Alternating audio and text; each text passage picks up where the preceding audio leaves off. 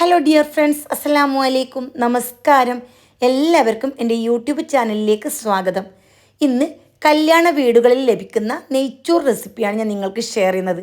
അതായത് ഒരു ചോറിന് ഒരു ചോറ് ഒട്ടാണ്ട് നല്ല പെർഫെക്റ്റ് ആയിട്ട് നെയ്ച്ചോറ് എങ്ങനെ ഉണ്ടാക്കുന്നതാണ് ഇന്നത്തെ വീഡിയോയിൽ കാണിച്ചു തരുന്നത്.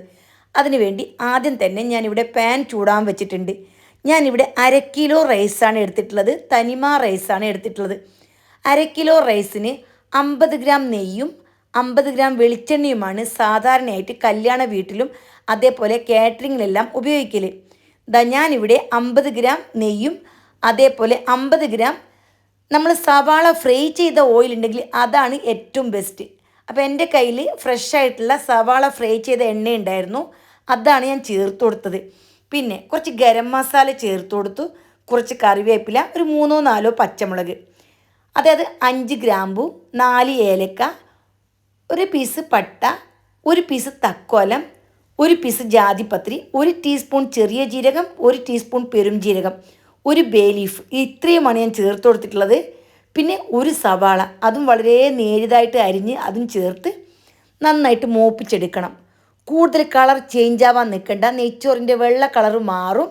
എന്നിട്ട് നമുക്കിതിലേക്ക് ആവശ്യത്തിനുള്ള വെള്ളം ഒഴിച്ചു കൊടുക്കണം, അതേപോലെ ഉപ്പും ചേർത്ത് കൊടുക്കണം. ഞാനിവിടെ തനിമ റൈസാണ് എടുത്തിട്ടുള്ളത്. അപ്പോൾ തനിമ റൈസിന് സാധാരണ 1 കപ്പ് അരിക്ക് 1.5 കപ്പ് വെള്ളമാണ് ചേർത്ത് കൊടുക്കൽ. ഇത് കൂടുതൽ അളവ് അരി ഉണ്ടാക്കുമ്പോൾ ഉള്ള അളവാണ്. ഞാനിവിടെ 1/2 കിലോ അരിയാണ് എടുത്തിട്ടുള്ളത്.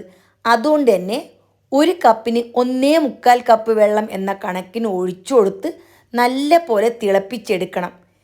ഇതിലേക്ക് ഒരു നാരങ്ങയുടെ പകുതി ഭാഗം, അതായത് ലെമൺ പകുതി ഭാഗം ഞാനിതിലേക്ക് പിഴിഞ്ഞ് ഒഴിച്ചു കൊടുക്കുന്നുണ്ട്. ഇതിൻ്റെ സീഡ്സ് ഒന്നും ഇതിലേക്ക് പോവാണ്ട് ശ്രദ്ധിക്കണം. എന്നിട്ട് ഇതിൻ്റെ തൊണ്ടുണ്ടല്ലോ, ഇതേ വെള്ളത്തിലേക്ക് ഇട്ട് കൊടുക്കണം. അപ്പോൾ ഇതിൻ്റെ സത്തെല്ലാം വെള്ളത്തിലിറങ്ങി നല്ലൊരു ഫ്ലേവർ കിട്ടും. തനിമ അരി ഉണ്ടല്ലോ, നന്നായിട്ട് കഴുകി വെള്ളം വാലാൻ വേണ്ടി വെച്ചിട്ടുണ്ടായിരുന്നു.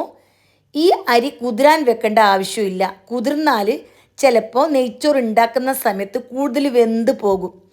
ഇനി അരി ഇട്ട് കഴിഞ്ഞാൽ അതേ സെക്കൻഡിൽ നല്ല പോലെ ഒന്ന് ഇളക്കി കൊടുക്കണം. ഇപ്പോൾ 1 മിനിറ്റൊക്കെ കഴിഞ്ഞിട്ടാണ് ഇളക്കുന്നതെങ്കിൽ അടിയിൽ നല്ല പോലെ ബോൾ പോലെ കട്ട പിടിക്കും. അതുകൊണ്ട് തന്നെ നന്നായിട്ട് ഇളക്കി ഈ ഒരു സമയത്ത് ഉപ്പ് ആവശ്യമാണോ എന്ന് നോക്കുക.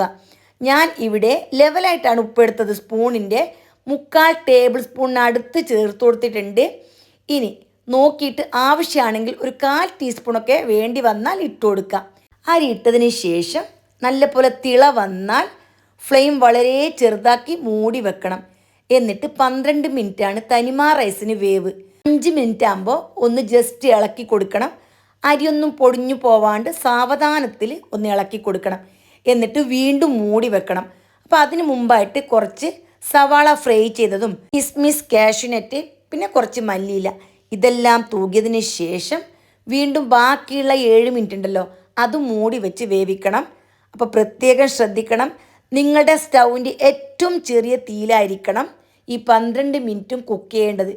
എന്നിട്ട് ഫ്ലെയിം ഓഫാക്കി അരമണിക്കൂറിന് ശേഷം സെർവ് ചെയ്താൽ മതി. അടച്ചു വെച്ച് വേവിക്കുന്ന സമയം മൂടിയുടെ മുകളിൽ നല്ലൊരു വെയിറ്റും കൂടി വെച്ചു കൊടുത്താൽ നല്ല പോലെ ദമ്മായിട്ട് വെന്ത് കിട്ടും.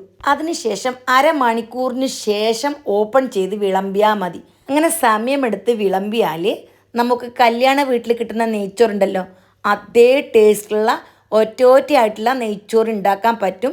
എല്ലാവരും ഈ രീതിയിൽ ഒന്ന് ട്രൈ ചെയ്ത് നോക്കുക. ഇനി എന്തെങ്കിലും ഡൗട്ട് ഉണ്ടെങ്കിൽ കമൻറ്റിലൂടെ ചോദിച്ചാൽ ഞാൻ പറഞ്ഞു തരുന്നതായിരിക്കും. അപ്പോൾ എല്ലാവരും ട്രൈ ചെയ്ത് ഫീഡ്ബാക്ക് അറിയിക്കുക.